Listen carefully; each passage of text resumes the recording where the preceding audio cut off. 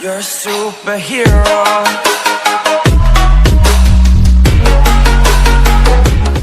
ठीक है, फिर स्टार्ट करते हैं।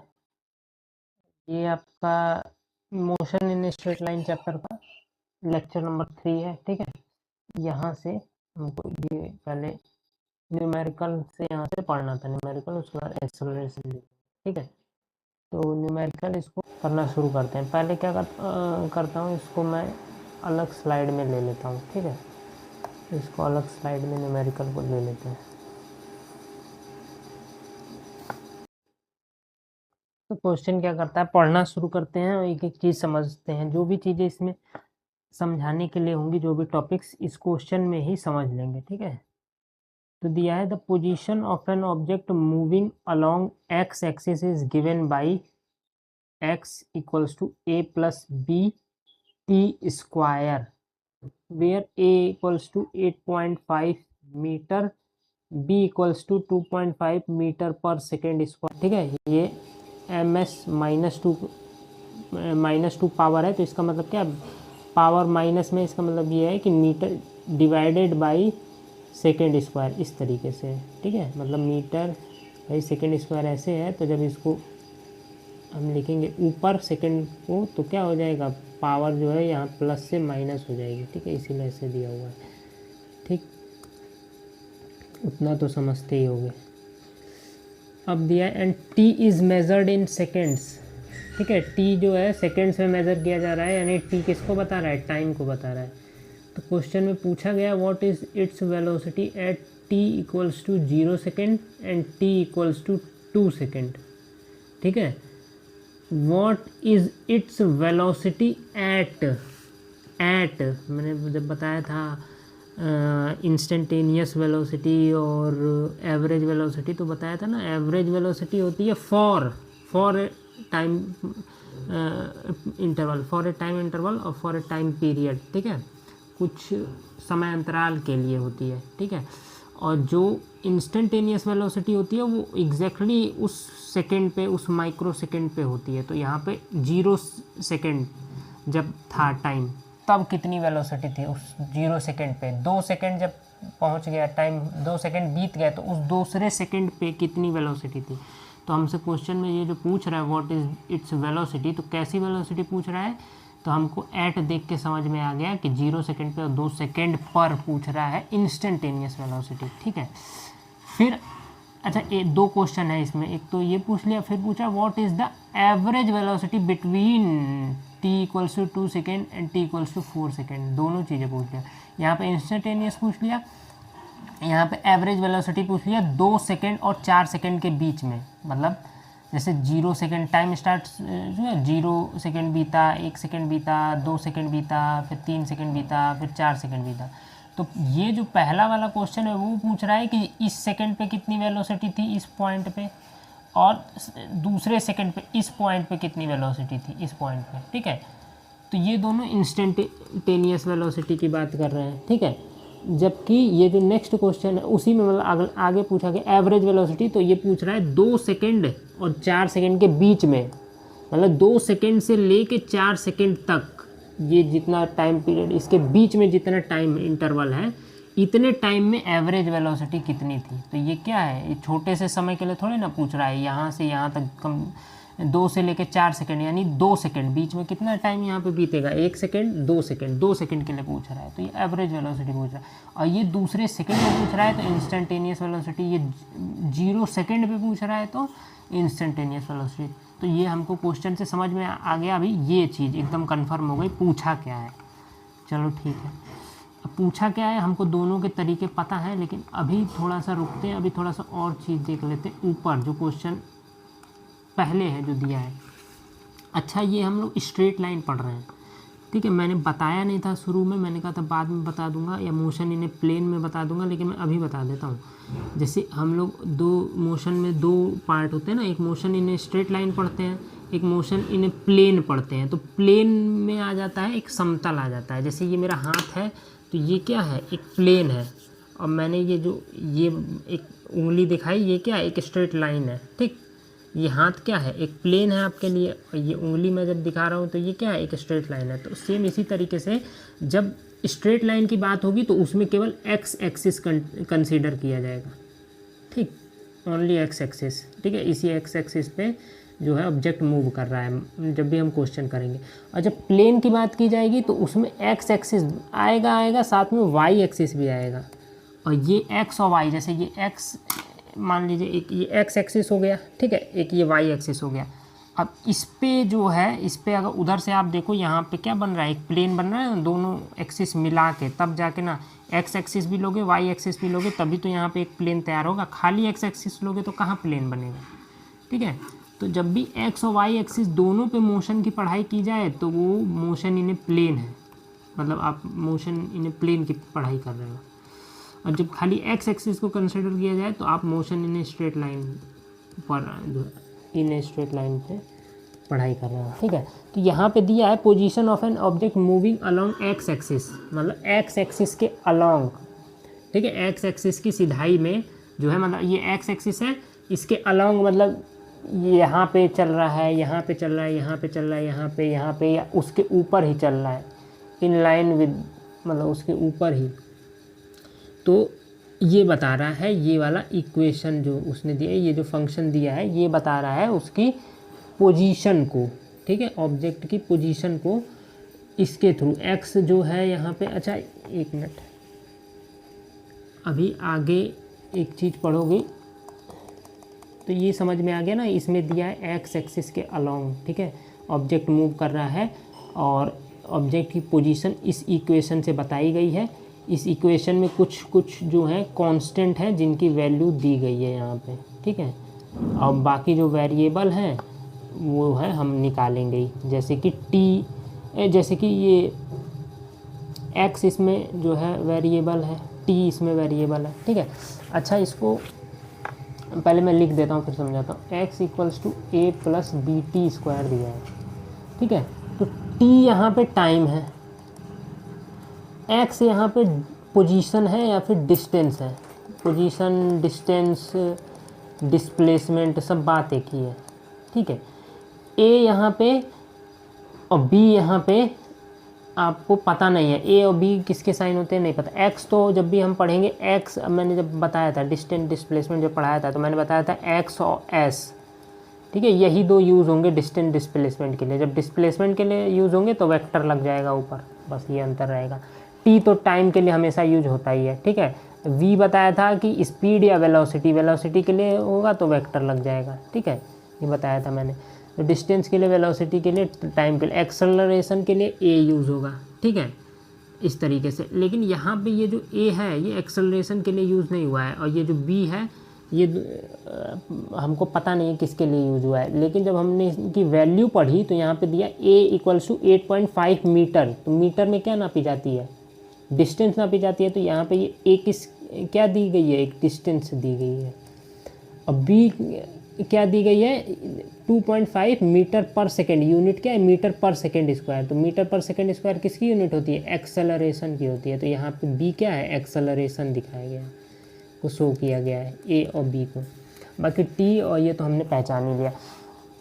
अब ये उतना ज़रूरी है नहीं अभी, क्योंकि अभी जो है ये समझ में आएगा नहीं। क्यों, क्योंकि ये रिलेटेड है इक्वेशन ऑफ मोशन, गति के समीकरण आगे पढ़ोगे इसी चैप्टर में, ठीक है। इक्वेशन ऑफ मोशन, ठीक है, 3 होते हैं। इक्वेशन ऑफ मोशन कितने होते हैं, 3 होते हैं, ठीक है। पहला होता है v equals to u plus a t, ठीक है। दूसरा होता है s equals to u t plus half a t square. तीसरा होता है v square minus u square equals to 2as। ये जो है मोशन के 3 इक्वेशंस होते हैं। इनमें जो ये सेकेंड वाला इक्वेशन है, ठीक है, सेकेंड वाला ये वाला जो इक्वेशन है, इसी से मिला के ये इक्वेशन तैयार की गई, मतलब इसी से रिलेटेड है, इसी से बनी हुई है। अब चूँकि मुझे, मतलब मैं तो पढ़ा हुआ हूँ तो मुझे समझ में आ रहा है, अभी आपको समझ में आएगा नहीं कि कैसे ये रिलेटेड है, इसको समझाएं। तो इसको समझाने का अभी मतलब है नहीं। जब इक्वेशन ऑफ मोशन आगे पढ़ना है तब मैं रिलेट करवा के बिल्कुल यही इक्वेशन ला के वहाँ समझा दूंगा कि ये क्वेश्चन में ऐसे करके ये फ्रेम करवाया गया था, ये फंक्शन जो दिया गया था। अभी के लिए टाइम वेस्ट होगा, समझ में भी नहीं आएगा मेरे ख्याल में, तो इसीलिए नहीं समझाऊंगा। टाइम वेस्ट की बात नहीं, समझा देता, टाइम तो लग ही रहा है लेक्चर में, लेकिन समझ में आएगा नहीं तो मतलब नहीं है ज़्यादा, ठीक है। बस मैंने आइडिया दे दिया, यहाँ से ये फंक्शन बनाया गया है। ये फंक्शन इसीलिए मतलब कहीं ना कहीं से बना के दिए जाते हैं जो कि सही होते हैं, ठीक है। तो अब मैं इसको क्लियर करता हूँ। ये आपको ये समझ में आ गया क्वेश्चन पूछा क्या है, आपको फंक्शन समझ में आ गया कि कहाँ से बनाया गया है, ठीक है। अब इसको सॉल्व करने की तरफ चलते हैं। सॉल्व करने के लिए एक चीज़ डिफरेंशिएशन जो है कंसीडर करना पड़ेगा, तो उसको थोड़ा सा समझना पड़ेगा, थोड़ा सा समय उसको समझने में चला जाएगा। लेकिन ये है कि ये क्वेश्चन आया है तो कई चीज़ें सिखा के जाएगा आपको, ठीक है। तो इसको मैं क्लियर करता हूँ। अब आ जाते हैं, तो देखिए ये दिया है x equals to a plus b t square, ठीक है। तो पोजीशन के बारे में बताया गया है, पोजीशन क्या x यानी डिस्टेंस के बारे में बताया गया है। डिस्टेंस क्या है a plus b t square, ये डिस्टेंस है। और आपको फिर वेलोसिटी बतानी है या फिर डिस्प्लेसमेंट है, क्योंकि वेलोसिटी की बात हो रही है, वेक्टर की बात हो रही है, तो यानी कि डिस्प्लेसमेंट है। x क्या है डिस्प्लेसमेंट, तो यानी कि पोजीशन या डिस्प्लेसमेंट दी गई है, आपसे पूछा है वेलोसिटी। तो आपको पता है जब भी मतलब सॉरी क्या बोल रहा हूँ, वेलोसिटी क्या होता है, वेलोसिटी होता है डिस्प्लेसमेंट अपॉन टाइम। क्या होता है, डिस्प्लेसमेंट अपॉन टाइम होता है। ये फॉर्मूला दो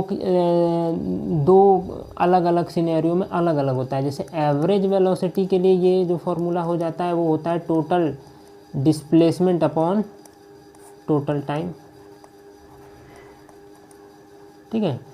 और जो ये इंस्टेंटेनियस वेलोसिटी के लिए ये हो जाता है क्या, ये हो जाता है डिफरेंशिएशन ऑफ, अच्छा मैं इसको शॉर्ट फॉर्म में लिख देता हूँ, डिफरेंशिएशन, एक को पूरा लिख देते हैं, differentiation of displacement upon differentiation of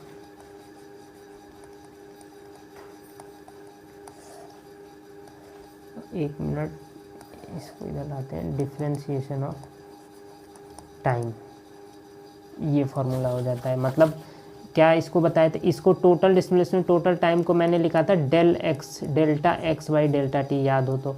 और इंस्टेंटेनियस वेलोसिटी को लिखा था D x by D T.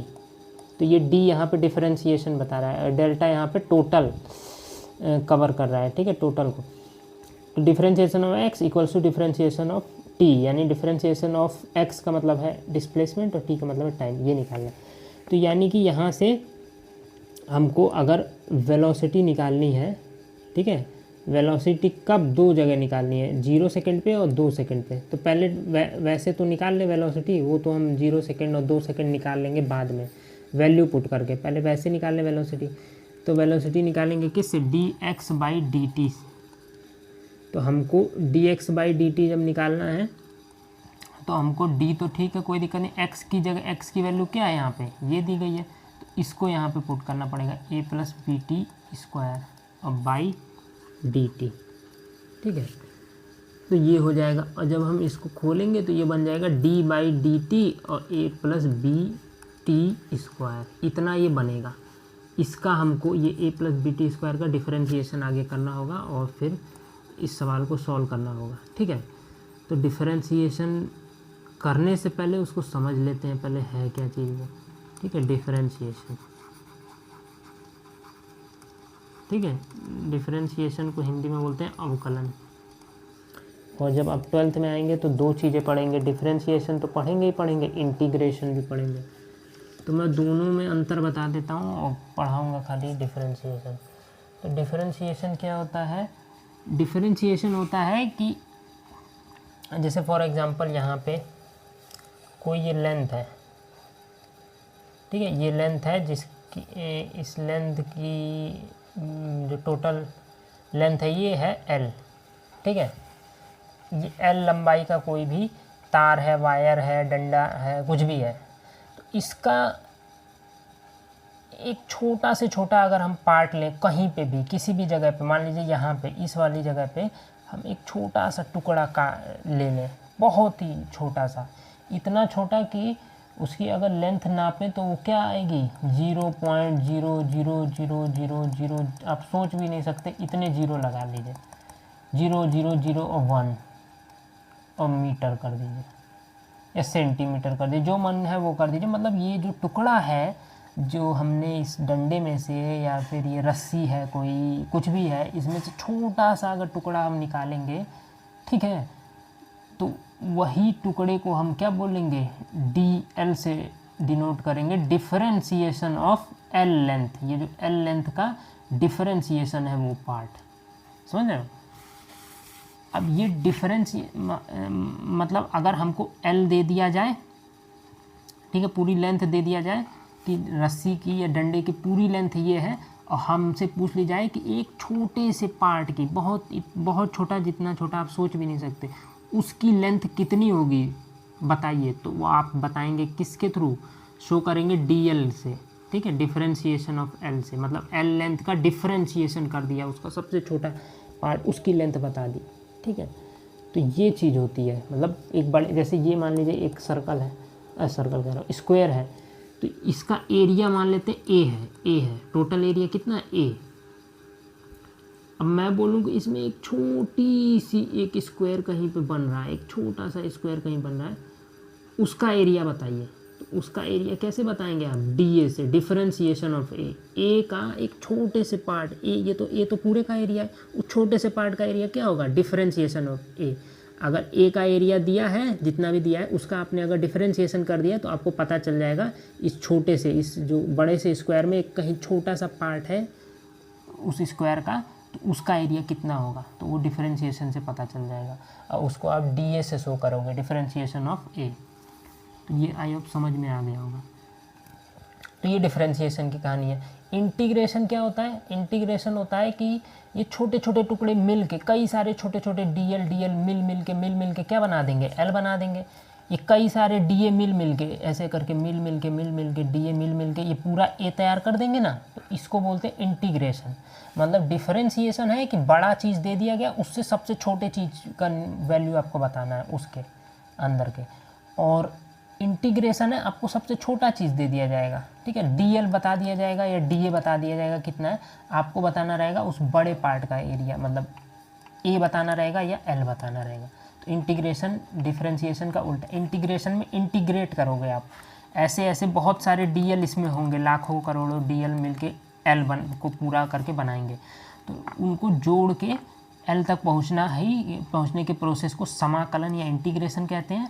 अगर बड़ा दिया है उससे आपको पहुंचना है छोटे तक, तो डिफरेंस कर करके, ठीक है, घटा के आप DL तक पहुंचोगे, ठीक है, तो इसीलिए उसका नाम डिफरेंशिएशन है। A दिया है तो A से DA तक पहुंचने के लिए आप डिफरेंशिएशन करोगे, और DA से A तक पहुंचने के लिए आप इंटीग्रेशन करोगे। तो ये कहानी हो गई डिफरेंशिएशन इंटीग्रेशन की। इंटीग्रेशन को अभी के लिए भूल जाओ, डिफरेंशिएशन के थोड़े बहुत फार्मूले समझ लो, थोड़े बहुत रूल हैं वो समझ लो कि ऐसे ऐसे होता है, तो क्वेश्चन आपके सॉल्व हो जाएंगे, ठीक है। वैसे तो बहुत लंबा चैप्टर होता है, लेकिन ज़्यादा हमको नहीं पढ़ना है, थोड़ा सा बस पढ़ना है, थोड़े से एक दो रूल बता देते हैं। जैसे पहला रूल है कि कोई भी फंक्शन अगर दिया है, ठीक है, उसकी कुछ पावर दी गई है, ठीक है, जैसे कोई भी वेरिएबल दिया है उसकी कुछ पावर दी गई है, जैसे मान लीजिए x की पावर, अब मैं सीधे क्वेश्चन बताऊंगा, ठीक है, मैं एग्जांपल करके नहीं बताऊंगा, ठीक है, सीधे क्वेश्चन। मान लीजिए ये कुछ दिया है x की पावर 5, तो और इसका आपको निकालना है क्या, डिफरेंशिएशन करना है, ठीक है। डिफरेंशिएशन जब करना है तो कैसे करेंगे, d/dx ये करके लिखेंगे आप। ये क्वेश्चन दिया d/dx, नीचे x ही लेंगे, क्यों, क्योंकि आप डिफरेंशिएशन किसी के रेस्पेक्ट में करते हैं, तो x⁵ में आप x के रेस्पेक्ट में डिफरेंशिएशन, जिसके रेस्पेक्ट में करेंगे वो यहाँ नीचे रहेगा, और ऊपर d और नीचे भी d साथ में रहेगा, और इसका डिफरेंशिएशन करना है। तो इसको करने के लिए आप क्या करते हैं, ऐसे क्वेश्चन जब भी आए तो पहले पावर को लेते आइए आगे, 5 को आगे लेते आए, x लिखिए और पावर में से 1 माइनस कर दीजिए, तो ये हो जाएगा 5x⁴। तो x5 का जो डिफरेंशिएशन वो क्या हो जाएगा, डिफरेंशिएशन x⁵ हो जाएगा 5x⁴, ठीक। तो इस तरीके से पहला ये हो गया। दूसरा तरीका मतलब ये हर चीज़ में होगा, जैसे y की पावर 6 दे दिया जाए, ठीक है, और इसका डिफरेंशिएशन d/dy ऐसे करके दे दिया जाए कि इसका डिफरेंशिएशन करिए, तो क्या करेंगे, 6 बाहर लाएंगे, y रहेंगे और 6 में से 1 घटा देंगे, 5 हो गया, ठीक है। d/dz दे दिया जाए, कुछ भी दे दिया जाए, और जैसे z का इसका पूछ लिया जाए डिफरेंशिएशन, तो इसकी पावर क्या है 1, तो 1 आ जाएगा आगे, ठीक है। और z और z 1 में से 1 जाएगा तो z की पावर क्या हो जाएगी 0, और किसी भी की पावर 0 होती है तो उसकी वैल्यू 1 होती है, तो इसका वैल्यू कितना आ जाएगा 1, ठीक है, इस तरीके से। दूसरा होता है किसी भी कांस्टेंट का, ये तो वेरिएबल था, कोई भी कांस्टेंट आ जाए, जैसे a आ गया, x को छोड़ के कुछ भी आ गया तो वो उसके लिए कांस्टेंट है, a b c d y z सब कांस्टेंट है उसके लिए, ठीक है, क्योंकि नीचे क्या x की टर्म्स में निकालना था तब तो निकल जाएगा, ठीक है। जो भी नीचे दिया रहेगा उसके अलावा कुछ यहाँ पे आएगा तो वो क्या हो जाएगा कांस्टेंट हो जाएगा, वो वेरिएबल नहीं होगा। तो a हो गया, b हो गया, कुछ भी आए तो 0 उसका वैल्यू आएगा, या कोई डिजिट भी आ गया तो वो भी कांस्टेंट में आएगी, जैसे यहाँ पे 1000 आ गया तो इसकी वैल्यू 0 आएगी, d/dx आ गया, 2 आ गया तो उसकी वैल्यू 0 आएगी। किसी भी कांस्टेंट का डिफरेंशिएशन करेंगे तो 0, ठीक। अब तीसरा जो रूल है वो है कि कांस्टेंट तो आए, कांस्टेंट के साथ में वेरिएबल भी आ जाए, ऐसे करके आ गया, ठीक है। तो कांस्टेंट तो 3 आया लेकिन वेरिएबल भी आएगा, तब आप ऐसे नहीं करेंगे कि 3 का 0 कर देंगे, तब क्या करेंगे 3 को रहने देंगे, ठीक है, वो मल्टीप्लिकेशन में आ जाएगा और 4 आगे आएगा x, और 4 में से 1 जाएगा तो पावर 3 हो जाएगी, तो 4 3 जा 12x⁻3, ये हो जाएगा इसका डिफरेंशिएशन, ठीक है। जितने तरीके मैं बता रहा हूँ, पहला दूसरा सब याद करते रहना कैसे कैसे हो रहा है, ठीक है। चौथा आ जाओ, ये समझिए, चौथा आ जाते हैं आपका सम में, ठीक है, सम और डिफरेंस वाला, ठीक है। दोनों में कुछ नहीं करना है, बस सिंपल डिफरेंशिएशन कर देना है। जैसे अगर डिफरेंशिएशन दे दिया d/dx दे दिया 5x⁴ + 15, इसका डिफरेंशिएशन पूछ लिया, ठीक है, ये हो गया। अब इसमें प्लस रहे या यहाँ पे माइनस रहे, मान लेते हैं प्लस है, ठीक है, छोड़ते हैं माइनस, छोड़ो अभी, समझ जाना, प्लस माइनस कुछ भी यहाँ पे रख सकते हैं। अगर ऐसा केस है तो क्या करोगे, d/dx आप निकालोगे 5x4 का अलग निकाल लोगे, और d/dx आप 15 का अलग निकाल लोगे, बस कुछ नहीं करना है, अलग अलग कर देना है। अगर और प्लस लगे हो तो उसका अलग कर देते हैं, बस ऐसे। अब इसका क्या हो जाएगा, 5 और 4 आगे आ जाएगा, 5 4 जा 20 हो जाएगा, और 4 में से 1 जाएगा तो 3 हो जाएगा। इसमें 15 है तो ये कांस्टेंट है तो इसका डायरेक्टली 0 हो जाएगा, तो 20x⁻3 हो जाएगा, 0 को हटा देंगे, बस खत्म, ये डिफरेंशिएशन हो जाएगा, ठीक है। प्लस माइनस कुछ भी लगाओ। तो ये चौथा, जल्दी से करते हैं, बहुत ज़्यादा एक ही क्वेश्चन में सारी चीज़ें सीखना है तो टाइम तो लग रहा है, वैसे कोई बात नहीं। तो पाँचवा आ जाते हैं, पाँचवा आ जाता है प्रोडक्ट रूल, मतलब अगर बीच में मल्टीप्लाई दिया है, जैसे d/dx दिया है 5x⁴ इंटू 5x⁴ और इंटू दिया है आपका y, ठीक है, 5x⁴ इंटू y, ठीक है, 5x इंटू y। या फिर दूसरा दिया d/dx दिया है 10x² इंटू x, ऐसे करके दिया है, और दिया है d/dx 5x sin x। अब ये तीनों में क्या है, 5x इंटू साइन एक्स है, तीनों में यहाँ पे भी मल्टीप्लाई, यहाँ पे भी मल्टीप्लाई, यहाँ पे भी, लेकिन तीनों में जो प्रोडक्ट रूल लगेगा वो लगेगा यहाँ पे, बाकी जो दो हैं वो नॉर्मल तरीके से होंगे, ठीक है।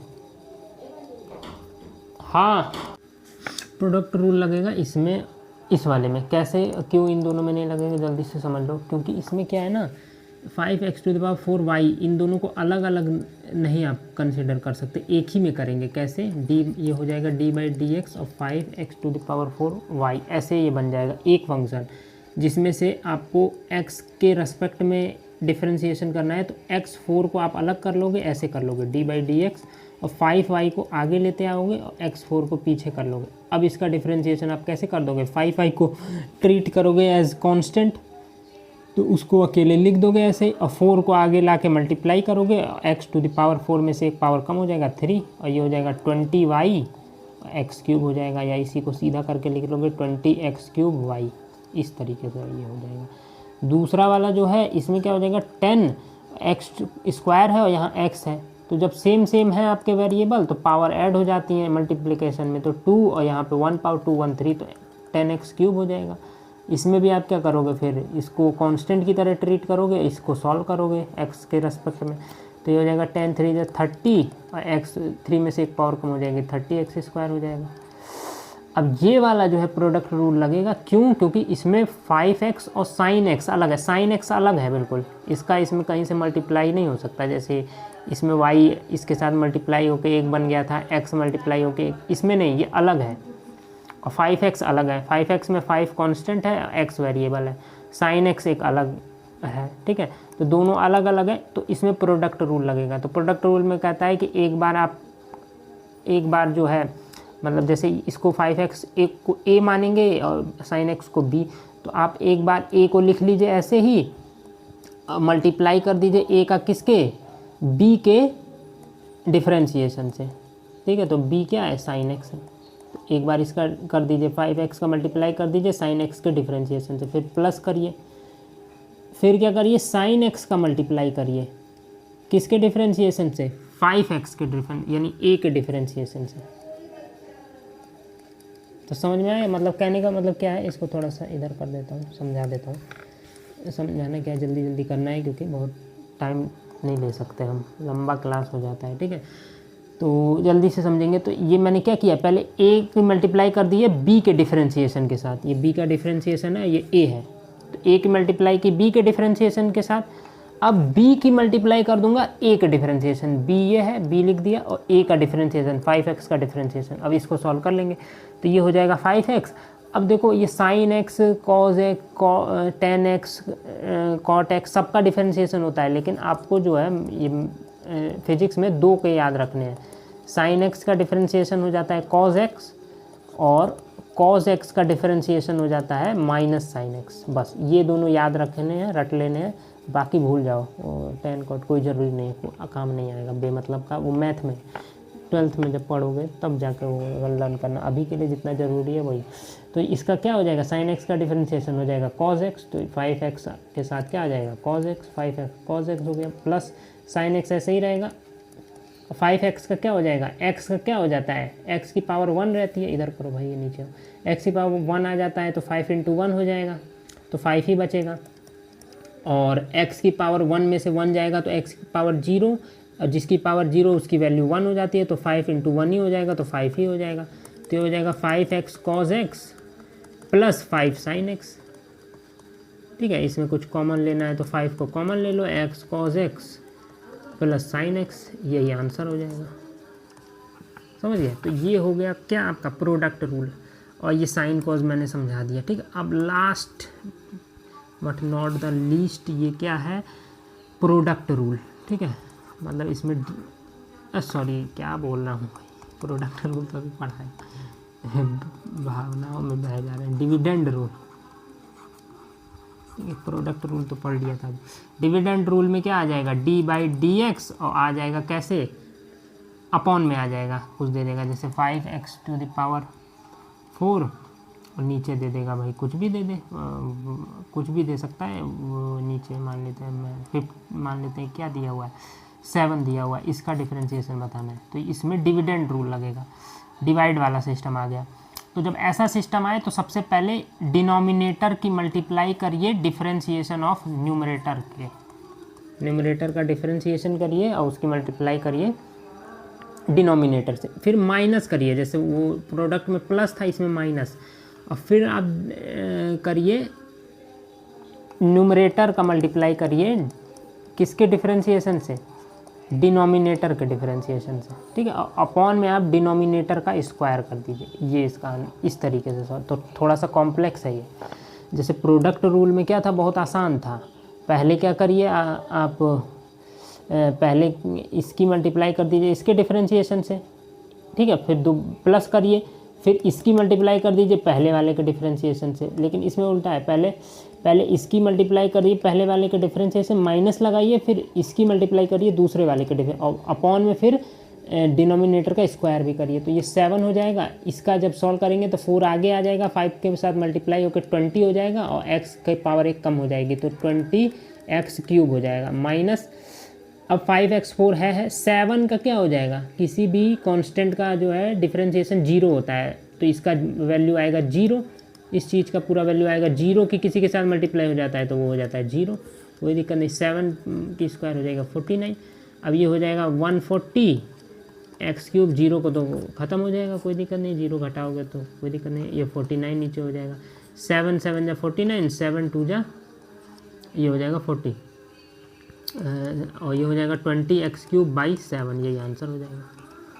तो ये ख़त्म डिफरेंशिएशन, बस इतना ही। ये सब ऐसे ऐसे सॉल्व हो रहा है, ये याद रखना, ऐसा केस है तो ऐसे सॉल्व, ऐसा केस है तो ऐसे सॉल्व, ठीक। अब इतना जब समझ गए, अब चलते हैं क्वेश्चन पे। इतना जब कहानी राम कथा समझ गए, क्वेश्चन पे आ जाओ, क्वेश्चन अब सॉल्व करना शुरू कर दो, ठीक है। डिफरेंशिएशन ही बस समझना था। तो हमको x का फंक्शन दिया हुआ है, डिस्प्लेसमेंट का फंक्शन दिया है कि डिस्प्लेसमेंट की वैल्यू जो है कुछ ये है a+bt²। हमको निकालना है एवरेज इंस्टेंटेनियस वेलोसिटी पहले तो इंस्टेंटेनियस वेलोसिटी निकालेंगे तो क्या करेंगे, dx/dt करेंगे, ठीक है। तो dx की वैल्यू क्या है, a+bt², ठीक है, और नीचे dt लिखेंगे। तो इसका मतलब क्या आ गया, d/dt आ गया और a+bt² बन गया वैसे ही जैसे हमने अभी तक समझा था डिफरेंशिएशन में। t के टर्म्स में डिफरेंशिएशन करना है तो कर दो। अब देखो ये क्या है, इसको थोड़ा सा ऊपर करता हूँ।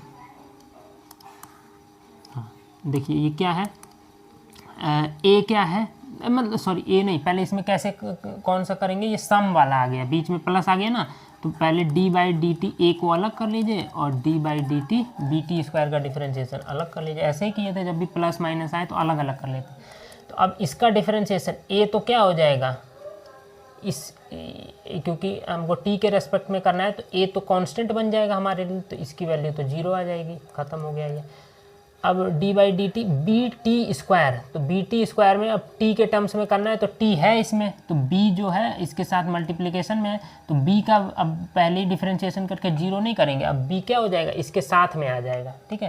कांस्टेंट है इस समय भी लेकिन वो इसके साथ में आ जाएगा क्योंकि आगे एक वेरिएबल भी उसके साथ में दिया हुआ है। तो b आ गया, b को लिख लो, इंटू मल्टीप्लाई करो, अब t² का कर लो डिफरेंशिएशन।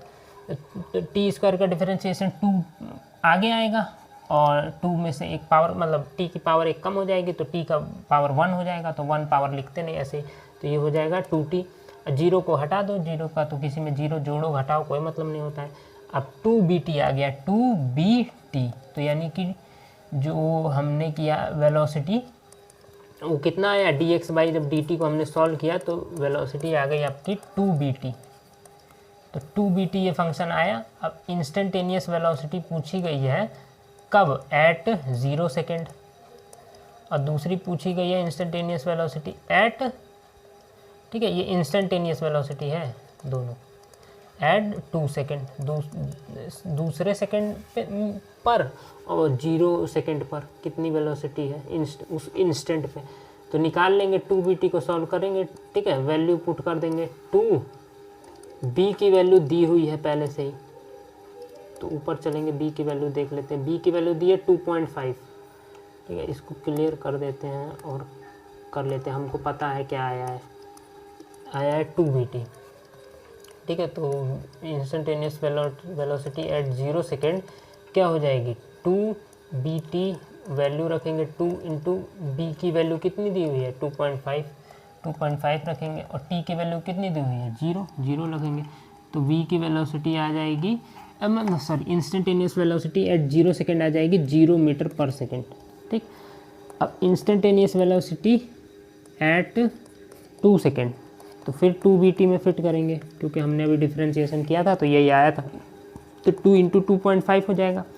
b की वैल्यू 2.5 है और t की वैल्यू क्या है यहाँ पे 2 सेकेंड, तो 2 रख देंगे यहाँ पे, तो ये हो जाएगा 2.5 इंटू 2 होता है 5, 5 2 जा 10, तो 10 मीटर पर सेकेंड ऐसे भी लिख सकते हो, या फिर आपको पता है 10 मीटर और इसकी पावर माइनस में कर देते हैं जब मल्टीप्लिकेशन में लिखते हैं, ऐसे भी लिख सकते हो। ठीक है, इसको ऐसे भी लिख सकते हैं 0 metre into second to the power -1, इसमें 0 मीटर पर सेकेंड भी, दोनों तरीकों में से कोई तरीके। तो इंस्टेंटेनियस वेलोसिटी इस क्वेश्चन में आपने निकालना सीख लिया। ठीक है, एक चीज़ मेरे को आपको आगे बतानी है, जब मैं इक्वेशन ऑफ मोशन पढ़ाऊँगा, गति के समीकरण, तो ये कैसे, कौन से इक्वेशन ऑफ मोशन का यूज करके ये फंक्शन दिया गया है ये भी बताऊँगा। ठीक, अभी के लिए अब मूव करते हैं एवरेज वेलोसिटी पे। तो एवरेज वेलोसिटी का होता है del x by del t. Del x मतलब बता रहा है आपका पोजीशन में डिफरेंस, ठीक है, यानी कि डिस्प्लेसमेंट कितना हुआ। ठीक है, डिस्प्लेसमेंट में जैसे डेल एक्स का मतलब ये है, जैसे आप यहाँ से लेकर यहाँ तक चले, ठीक है, लेकिन दूसरे सेकंड पे आपकी पोजीशन यहाँ पे थी और चौथे सेकंड में पोजीशन यहाँ पे थी, तो डेल एक्स का मतलब है कि दूसरे और चौथे सेकंड के बीच में जो पोजीशन में डिफरेंस है या ये जो डिस्प्लेसमेंट है ये कितना है, वो डेल एक्स बताएगा। पोजीशन डिफरेंस या फिर डिस्प्लेसमेंट का डिफरेंस। ठीक है, और डेल टी बताएगा कि टाइम डिफरेंस कितना है। आप जब पहुँचे यहाँ पे तो 4 सेकंड बीत चुके थे और यहाँ पे पहुँचे तो 2 सेकंड ही बीते थे, तो यहाँ से यहाँ के बीच टाइम डिफरेंस कितना है, 4 - 2, यहाँ से यहाँ तक के बीच में टाइम कितना है, 2 सेकंड है। ये चीज़ है इसका मतलब, यानी टोटल टाइम यहाँ से यहाँ तक का और टोटल डिस्प्लेसमेंट यहाँ से यहाँ तक का कितना हुआ है वो हम यहाँ पे रखेंगे। ऊपर चलो भाई, तो यहाँ पे डेल एक्स क्या हो जाए, यहाँ पे मैं करके बता देता हूँ। जैसे एक्स एट 4 सेकेंड, मतलब 4 सेकेंड पे आपका पोजीशन कहाँ पे था, तो ये भी तो निकालना पड़ेगा। तो 4 सेकेंड पे कैसे निकालेंगे, इसको सॉल्व करके निकालेंगे। इसका वैल्यू कितना, ये दिया एक्स का दिया a + b t स्क्वायर। ठीक है, तो यहाँ पे x हो जाएगा आपका, या फिर ऐसे नहीं करते हैं, या ऐसे ही कर लो, पता चले फिर कंफ्यूज हो जाओ तुम लोग, ऐसे ही कर लो। तो a की वैल्यू दी है 8.5, b की वैल्यू दी गई है 2.5, थोड़ा लंबा हो जाएगा, ऐसे आसान तरीका भी एक था लेकिन अब कर दिया हूँ तो करता हूँ। t की वैल्यू कितना है 4 सेकेंड, 4 सेकेंड पे, तो 4 का स्क्वायर, तो 8.5 + 2.5 × 16। ठीक है, 8.5 हो जाएगा, 2.5 × 16, 16 2 जा होता है 32 और 16 का हाफ होता है 8, 32 8 40 हो जाएगा। तो ये हो जाएगा, दोनों को ऐड करने में 48.5 मीटर, यानी कि ये यहाँ से यहाँ तक का जो डिस्टेंस है यह 48.5 मीटर है, यहाँ से यहाँ तक का टोटल डिस्टेंस। ठीक है, अब दूसरा निकालेंगे x एट 2 सेकेंड, मतलब दूसरे सेकेंड पे वो कहाँ थी पोजीशन, तो वो निकालेंगे। तो फिर वही फॉर्मूले से निकालेंगे a + bt स्क्वायर से। a की वैल्यू 8.5, b की वैल्यू 2.5 और t की वैल्यू है 2 सेकेंड, तो 2 का स्क्वायर। यहाँ पे हो जाएगा 8.5 + 2.5 × 4, तो 2.5 की 4 से जब मल्टीप्लाई होती है तो आता है 10। ठीक है, ये सब मल्टीप्लिकेशन आना चाहिए तुरंत। तो ये हो गया 18.5 मीटर। तो यानी यहाँ से यहाँ तक जब 2 सेकंड पे पहुँचे तो 18.5 मीटर का जो है डिस्प्लेसमेंट आ गया था। तो ये पूरा है 48.5 और ये है 18.5, तो क्या मैं ये पूरे में से 18.5 घटा दूंगा तो मुझको ये मिल जाएगा डिस्प्लेसमेंट का डिफरेंस, यही तो मुझको चाहिए था यहाँ पे पुट करने के लिए। तो 48.5 में से 18.5 घटाऊँगा तो आ जाएगा 30 मीटर, इतना तो मल्टीप्लिकेशन आता ही होगा। तो ये हो गया 30, यहाँ पे पुट हो गया। टाइम डिफरेंस तो सिंपल, यहाँ पे 4 सेकंड बीत चुके थे, यहाँ पे 2 सेकंड बीत चुके थे, लेकिन ये बीच में टाइम कितना बीता, 2 से 4 हुआ, यानी 2 3 2 बढ़ा ना, 2 यहाँ पे 2 सेकंड का समय बीता ना। नहीं ऐसे समझ में आ रहा है तो माइनस, फाइनल जो टाइम है 4 है और जो पहला टाइम है 2 है, माइनस कर दो तो कितना आएगा टाइम, 2 सेकंड। तो यहाँ पे रखो 2 से डिवाइड कर दो 15 बार में चला जाएगा, तो ये आ जाएगा 15 मीटर पर सेकेंड। तो ये है एवरेज वेलोसिटी, ये है average velocity from 2 second to 4 second, मतलब 2 सेकेंड से लेकर 4 सेकेंड तक उसने 15 मीटर पर सेकेंड की स्पीड से जो है वेलोसिटी से वो डिस्प्लेसमेंट तय किया। मतलब अगर 2 सेकेंड से 4 सेकेंड तक वो यूनिफॉर्म मोशन कर रहा होता तो इतना स्पीड से वो चल रहा होता। इसका मतलब ये है इंस्टेंटेनियस वेलोसिटी, मतलब 0 सेकेंड पे उसकी कितनी थी वेलोसिटी, अभी जो हम लोग सॉल्व किए थे कितनी आई थी 0 आई थी, तो 0 सेकंड पे यानी वो उस समय रेस्ट पे था, तो इस वेलोसिटी 0 ही होगी, ठीक है, कहीं इधर उधर गया ही नहीं। 2 सेकंड पे उसकी वेलोसिटी कितनी आई थी, मे बी 10 के अराउंड आई थी, याद नहीं आ रहा, 2 BT था ना, 2 BT आया था, तो 2 और 2.5 और t की वैल्यू कितनी थी 2, तो हाँ 10 आई थी, तो यानी 2 सेकंड पे उसकी स्पीड कितनी थी, उस इंस्टेंट पे 10 मीटर पर सेकंड की स्पीड थी उसकी। और यहाँ से यहाँ तक एवरेज वेलोसिटी कितनी थी उसकी, 15 मीटर पर सेकंड। ये यहाँ से यहाँ तक के टाइम के लिए है, और ये इस टाइम पे है 10 मीटर पर, और ये इस टाइम पे 0 सेकंड पे इतनी स्पीड। अब इस क्वेश्चन से बहुत कुछ सीखने को मिला होगा, आई होप। डिफरेंशिएशन भी आपने a+bt² का करने को सीखा, ठीक है, a+bt का स्क्वायर का डिफरेंशिएशन आपने d/dt से किया था, तो आपने a का तो भाई 0 आ गया, और इसका 2 पावर आगे आई b के साथ हो गई, और t की 1 पावर कम हो गई, 2 BT आया था, तो ये भी समझ में आया ही होगा। क्वेश्चन जितना प्रैक्टिस होगा आ जाएगा। अब क्लास तो भाई एक क्वेश्चन में ही लंबी हो गई इतनी, मेरे को लगता है क्लास यहीं पे बंद कर देना चाहिए, क्योंकि लंबा चला जाएगा फिर मन नहीं करेगा पढ़ने का। इतना ही कॉन्सेप्ट को रिवीजन करिए। ये कहाँ कौन सा पेज है, मैंने अच्छा ये दूसरा पेज आ गया। अभी तो हमको उस पेज का ये मैंने क्वेश्चन समझाया, क्वेश्चन में आपने जो मैंने समझाया था इंस्टेंटेनियस वेलोसिटी एवरेज दोनों निकालने को पूछ लिया, आपने दोनों सीख भी लिया कैसे निकालते हैं, क्या चीज़ क्या है, ठीक है। इंस्टेंटेनियस एक इंस्टेंट पे, एक सेकंड पे, एक माइक्रो सेकंड उस समय उस स्थिति पे कितनी वेलोसिटी थी वो थी। एवरेज वेलोसिटी कुछ एक लंबे टाइम पीरियड में कितनी एवरेज उसने स्पीड पकड़ी या वेलोसिटी पकड़ी वो थी, ये समझ में आ गया, ठीक है। लेकिन टाइम बहुत ज़्यादा लग गया, लेकिन क्या हुआ, आपको डिफरेंशिएशन सीखने को मिल गया, ठीक है। सीखने को बहुत चीज़ मिली एक ही क्वेश्चन में, ऐसा नहीं है कि आपने आज एक ही क्वेश्चन पढ़ा, बहुत सारी चीज़ें आगे की भी पढ़ ली, ठीक है।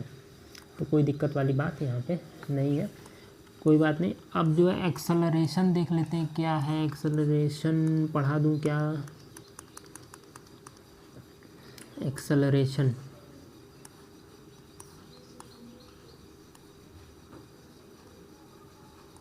इंस्टेंटेनियस एक्सेलरेशन, ठीक है। Position time graph for motion with positive acceleration negative acceleration, okay कोई दिक्कत नहीं। ऐसा है एक्सेलरेशन में पढ़ा देता हूँ, फिर ये आ गया है आपका ग्राफ आ गया है, ग्राफ से एक्सेलरेशन और अच्छे से समझ में आएगा, तो कल ग्राफ बताऊँगा, आज एक्सेलरेशन पढ़ा देता हूँ। जो हर दिन एक एक आपका पेज हो रहा है ना, उसी हिसाब से उसको ख़त्म कर लेते हैं, पता चले एक पेज भी आज नहीं हो तो अच्छा नहीं रहेगा, तो इसको भी मैं एक्सेलरेशन को पढ़ा देता हूँ, ठीक है। एक्सेलरेशन क्या है सबसे पहले देखते हैं, इधर मैं कर लेता हूँ एक्सेलरेशन, ठीक है। हिंदी में ओह एक मिनट, हाँ एक्सेलरेशन हिंदी में बोलते हैं एक्सेलरेशन को त्वरण, क्या बोलते हैं, त्वरण, ठीक है। और एक्सेलरेशन का एक उल्टा होता है रिटार्डेशन, वो भी पढ़ लेंगे अभी, या उसको डी एक्सेलरेशन भी बोलते हैं, डी एक्सेलरेशन हिंदी में बोलते हैं मंदन, ठीक है। तो एक्सेलरेशन का मतलब क्या है, एक्सेलरेशन का मतलब है change in velocity with respect to time,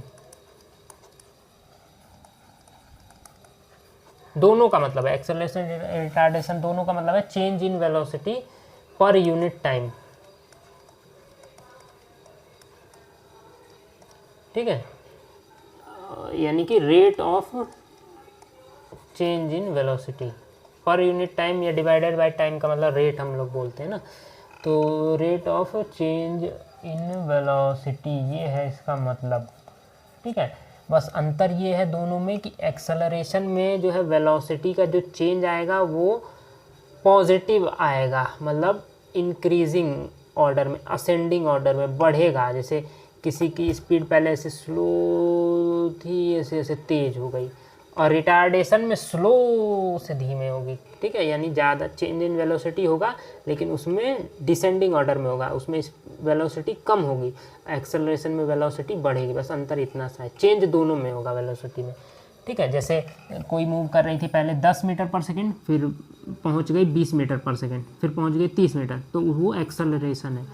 और डी एक्सेलरेशन क्या है, किसी की स्पीड पहले थी 140 किलोमीटर पर आवर, फिर 120 हो गई, फिर 100 हो गई, फिर कभी 0 हो गई, तो वो डी एक्सेलरेशन है। ठीक है, ठीक है, तो ये हो गया। अब इसकी यूनिट समझ लो, जैसे एक्सेलरेशन है आपका क्या, ए, एक्सेलरेशन को ए से शो करते हैं, ये है चेंज इन वेलोसिटी अपॉन में टाइम। ठीक है, टाइम डिफरेंस या टाइम लिख सकते हो। तो चेंज इन वेलोसिटी, तो चेंज इन वेलोसिटी देखो, एक होती है फाइनल वेलोसिटी, ठीक है, जिसको हम v से डिनोट करते हैं, एक होती है इनिशियल मतलब स्टार्टिंग वेलोसिटी, जो स्टार्ट करते वक्त थी, वो उसको u से।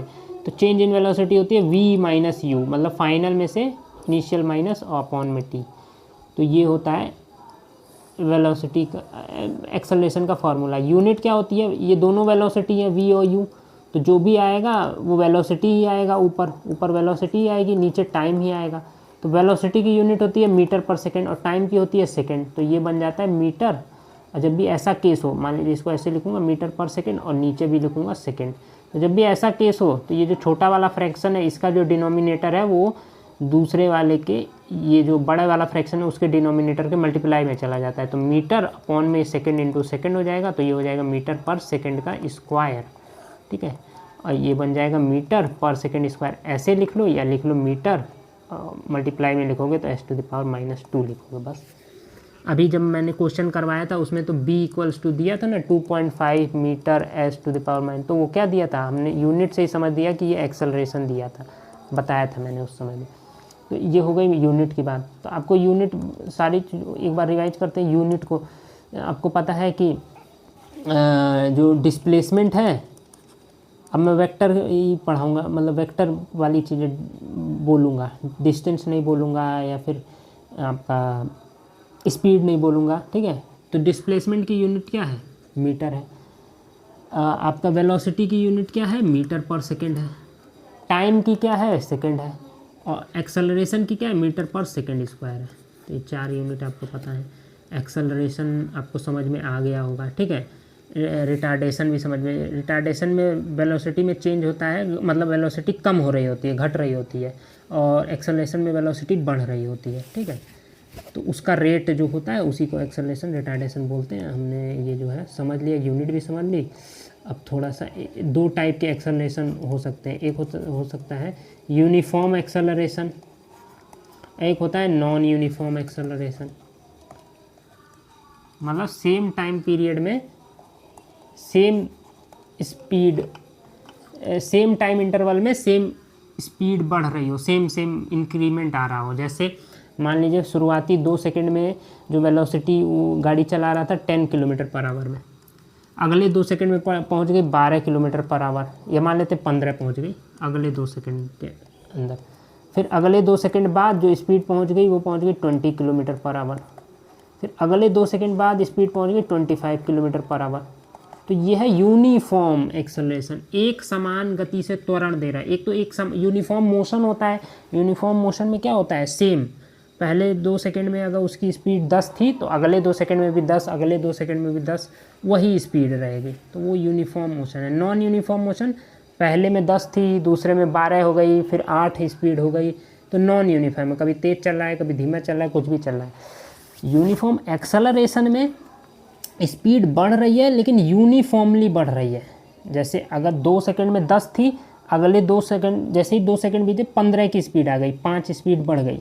फिर जैसे ही 2 सेकंड बीते फिर 5 स्पीड, यानी कितने का, 5 का डिफरेंस आ रहा है। जो ये डिफरेंस है वो यूनिफॉर्म है, सेम है, हर टाइम इंटरवल के लिए जो है सेम इंक्रीमेंट हो रहा है, तो यूनिफॉर्म एक्सेलरेशन है। नॉन यूनिफॉर्म क्या होता है, पहले 2 सेकंड में स्पीड थी मान लीजिए 10 किलोमीटर पर आवर, दूसरे 2 सेकंड में हो जाएगी स्पीड उसकी मान लीजिए हो गई 15, हो गई 15 ही ले लेते हैं। अगले 2 सेकंड में उसकी स्पीड हो गई मान जाते हैं 22 किलोमीटर पर आवर। ठीक है, फिर अगले 2 सेकंड में उसकी स्पीड हो गई मान लेते हैं 23 किलोमीटर पर आवर। फिर अगले 2 सेकंड में उसकी स्पीड हो गई 40 किलोमीटर पर आवर। तो ये नॉन यूनिफॉर्म एक्सेलरेशन बढ़ रही है। इसमें 5 बढ़ा, फिर इसमें 7 बढ़ गया, फिर इसमें 1 ही बढ़ा, फिर इस टाइम पीरियड में 17 किलोमीटर बढ़ गया स्पीड। तो समझ टाइम, सेम टाइम इंटरवल में क्या हो रहा है, स्पीड अलग अलग वेरी करके बढ़ रही है, और इसमें सेम टाइम इंटरवल में सेम स्पीड का गेन हो रहा है। तो ये यूनिफॉर्म एक्सेलरेशन है और ये वाला नॉन यूनिफॉर्म। आगे ग्राफ में और अच्छे से समझ जाओगे। यूनिफॉर्म मोशन आपको पता है सेम ही स्पीड रहे, यूनिफॉर्म है। नॉन यूनिफॉर्म पता है उसमें ज़्यादा भी कभी एक्सेलरेट हो जाए, कभी रिटार्डेशन हो जाए, कभी ज़्यादा स्पीड हो गई, कभी कम हो गई स्पीड, तो नॉन यूनिफॉर्म मोशन है। यूनिफॉर्म एक्सेलरेशन, स्पीड बढ़ रही है एक पैटर्न में बढ़ रही है, यूनिफॉर्मली बढ़ रही है। नॉन यूनिफॉर्म एक्सेलरेशन, स्पीड बढ़ रही है लेकिन कोई पैटर्न नहीं है, कभी थोड़ा बढ़ रही है, कभी बहुत ज़्यादा बढ़ रही है, कभी थोड़ा ही सा बढ़ रही है। ठीक, अब इसी में आपका यूनिफॉर्म रिटार्डेशन भी आ जाएगा। यूनिफॉर्म रिटार्डेशन में क्या होगा, स्पीड घटेगी एक पैटर्न में, पहले 10 थी, अगले 2 सेकंड में 8 हो जाएगी, अगले 2 सेकंड में 6 हो जाएगी, अगले 2 सेकंड बाद 4 हो जाएगी, अगले सेम घट रही है, सेम टाइम इंटरवल में सेम स्पीड का लॉस हो रहा है, तो यूनिफॉर्म रिटार्डेशन है। नॉन यूनिफॉर्म रिटार्डेशन क्या है, नॉन यूनिफॉर्म रिटार्डेशन में क्या होगा, स्पीड जो है घटेगी लेकिन कोई पैटर्न नहीं रहेगा, कभी ज़्यादा घट जाएगी, कभी थोड़ा ही घटेगी। जैसे मान लीजिए स्पीड थी 50 किलोमीटर पर आवर, फिर हो गई 48 किलोमीटर पर आवर, ठीक है, उसके बाद एग्जैक्ट हो गई 15 किलोमीटर पर आवर, फिर हो गई 12 किलोमीटर पर आवर, फिर हो गई मान लेते हैं 7 किलोमीटर पर आवर, फिर हो गई 1 किलोमीटर पर आवर। तो ये क्या है, पहले 12 किलोमीटर का ड्रॉप आया पहले 2 सेकंड के अंदर, फिर अगले 2 सेकंड के अंदर बहुत ज़्यादा ड्रॉप आ गया, कितना आ गया आपका ये 3, ये आ गया 33 किलोमीटर का ड्रॉप आ गया, फिर अगले 2 सेकंड में 3 किलोमीटर का ही आया, अगले 2 सेकंड में 5 किलोमीटर का ड्रॉप आया, अगले 2 सेकंड में 6 किलोमीटर का ड्रॉप। तो ये रिटार्डेशन हो रहा है लेकिन नॉन यूनिफॉर्मली, कोई पैटर्न नहीं, इसमें फिक्स्ड पैटर्न है। पहले 2 सेकंड में 2 कमी आया, फिर अगले 2 सेकंड में 2 स्पीड में कमी आया, अगले 2 अगले 2 सेकंड में 2। अब मैं 2 ले रहा हूँ, कुछ भी ले सकते हो, 1 लो, 2 लो, 5 लो, मतलब ये जो टाइम इंटरवल है सेम लेना और उसमें नोटिस करना, ठीक है। ठीक है, और ये जैसे ही आप थोड़ा लंबा टाइम पीरियड लोगे, 2 सेकंड, 4 सेकंड, 5 सेकंड, तो इसका मतलब जो भी स्पीड में ये ऊपर लिख रहा हूँ वेलोसिटी, ये एवरेज है कि उतने 2 सेकंड के लिए 10 की स्पीड थी। वैसे एक्चुअल में तो ऐसा मतलब हो ही नहीं पाता है, हम लोग नॉन यूनिफॉर्मली मोशन करते हैं, ठीक है। या फिर ये जो लास्ट में लाइन बोली ये नहीं समझ में आए तो कोई बात नहीं, बाकी तो समझ में आएगा, कन्फ्यूजन नहीं क्रिएट करना है दिमाग में, ठीक है। ये हो गया। तो एक्सेलरेशन मैंने लगभग एक्सेलरेशन में सब चीज़ बता ही दिया है ना। एक्सेलरेशन जब प्लस में आए, जैसे लिखा रहा है 8.5 मीटर पर सेकंड स्क्वायर, तो ये समझ जाना कि ये इंक्रीमेंट है, यानी कि ये त्वरण है, एक्सेलरेशन ही है। और एक्सेलरेशन कोई अगर माइनस में दिया रहा है तो समझ जाना ये रिटार्डेशन है। क्या है, क्या है, रिटार्डेशन है, मंदन है। हिंदी में इसको क्या बोलते हैं, मंदन। माइनस में यानी एक्सेलरेशन माइनस में रहे तो वो मंदन को शो कर रहा है, एक्सेलरेशन प्लस में रहे तो वो एक्सेलरेशन यानी त्वरण को ही शो कर रहा है, ठीक। ठीक है, तो ये हो गया rate of change of velocity. तो आपको ये एक थोड़ा सा कॉमन ग्राउंड पता चला कि वेलोसिटी पढ़ रहे थे तो वो था change in displacement per unit time, और जब एक्सेलरेशन पढ़ रहे हैं तो वो है चेंज इन वेलोसिटी, यही चीज़ यहाँ पे चेंज हो रही है पर यूनिट टाइम, ठीक है। तो ये भी ध्यान रखेंगे, ये फॉर्मूला जो है सेपरेट है, याद रखें। ऐसा नहीं एक्सेलरेशन में लिख दे चेंज इन डिस्प्लेसमेंट, ठीक है, इसमें चेंज इन वेलोसिटी है और वेलोसिटी में चेंज इन डिस्प्लेसमेंट है, ठीक है। अब जो भी मैं बोल रहा हूँ डिस्प्लेसमेंट, वेलोसिटी, एक्सेलरेशन, सब वेक्टर में बोल रहा हूँ, वेक्टर वाली चीज़ें। जो स्केलर चीज़ें हैं जैसे डिस्टेंस, स्पीड, उनको अब कंसीडर नहीं करेंगे पूरे चैप्टर में, इसी तरीके से चलेंगे वेक्टर वाली चीज़ों को कंसीडर करते हुए, ठीक। तो यहाँ तक आई होप मैंने बता दिया है।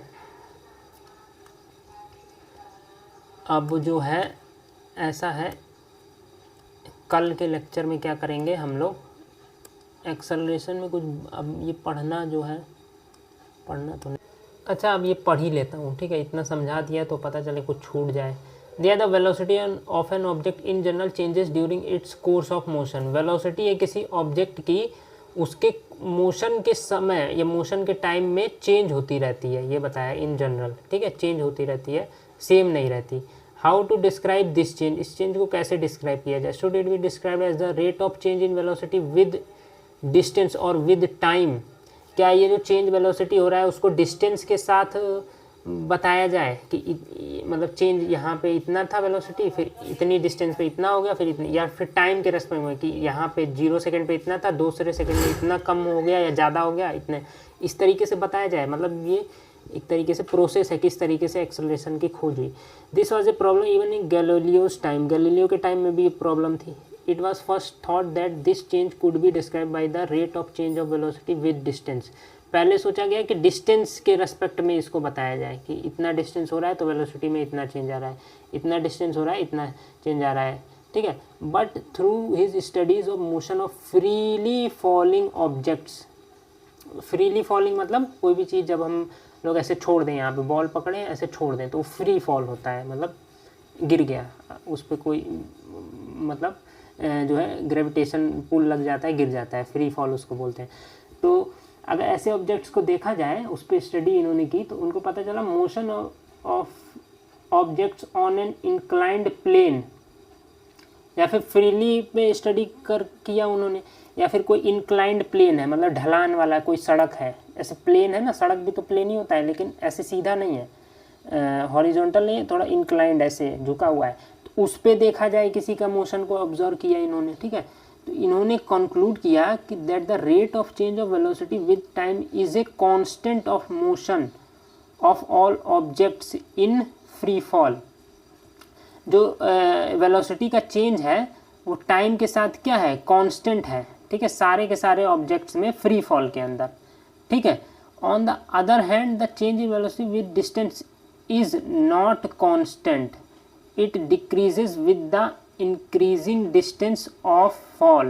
This led to the concept at the rate of change of velocity with time। मतलब बताना क्या चाह रहे हैं, जैसे फ्री फॉल में ये बताना चाह रहे हैं कि अगर हम लोग देखें डिस्टेंस में कोई फ़र्क नहीं पड़ता, ठीक है, फ़र्क पड़ता है टाइम के साथ, ठीक है। जैसे अगर कोई फ्री फॉल छोड़ा जाए तो क्या होगा ना, ग्रेविटेशन पुल यहाँ पे मान लीजिए थोड़ी ज़्यादा हाइट है तो वहाँ पे ग्रेविटेशन पुल जो अर्थ है, जो फोर्स है वो कम लग रही होगी, ठीक है, और जैसे ही नीचे पहुंचेंगे तो ज़्यादा लग रही होगी। तो जब ऊपर से फ्री फॉल होगा तो ग्रेविटेशन पुल जब खींचना शुरू करेगा तो फोर्स कम लग रहा है, तो वेलोसिटी बढ़ेगी लेकिन उतने रेट से नहीं बढ़ेगी जितना अगर हम लोग कंपेयर करें नीचे जब आ चुकी होगी तो वेलोसिटी चेंज होगी, बहुत तेज़ी से चेंज होगी। तो यहाँ से जब गिर रही है कोई बॉल, ऊपर से जब नीचे जा रही है, जो फ्री फॉल हो रहा है, तो उसमें क्या है, वेलोसिटी के अंदर चेंज आ रहा है, लेकिन पहले जो है वेलोसिटी के चेंज जो आ रहा था वो उतना ज़्यादा नहीं था, लेकिन जैसे ही वो पास पहुंच गई अर्थ के, थोड़ा नीचे तक पहुंच गई, तो वेलोसिटी में सडन चेंज आया, सडन इंक्रीमेंट आया। तो इसीलिए वेलोसिटी को, जो रेट ऑफ वेलोसिटी है यानी ये चेंज ऑफ वेलोसिटी है, उसको टाइम के रेस्पेक्ट में देखा जाने लगा, ठीक है, डिस्टेंस में नहीं देखा जाने लगा, ठीक है।